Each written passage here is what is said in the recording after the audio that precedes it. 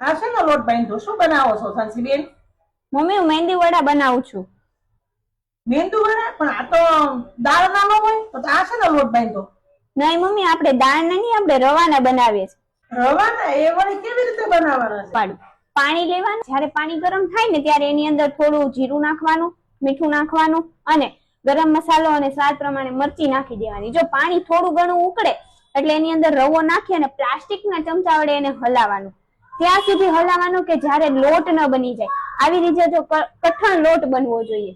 લોટ બની જાય એટલે ઠરી જાય ને એટલે આપણે આવી રીતે એક બાઉલમાં કાઢી નાખવાનું અને થોડું તેલ નાખી અને બરાબર હલાઈ નાખવાનું. પછી જો આવી રીતે વાળવાનું એને. પછી મીડિયમ ગેસ પર તેને ગોલ્ડન બ્રાઉન થાય ત્યાં સુધી ફ્રાય કરવાના. ફ્રાય થઈ જાય એટલે ટોપરાની ચટણી અને દાણા સર્વ કરી લેવાના. જો તમને બધાને ખાવ હોય તો મારી ઘરે આવી જાજો અને મળશું નેક્સ્ટ વ્લોગમાં. Bye bye.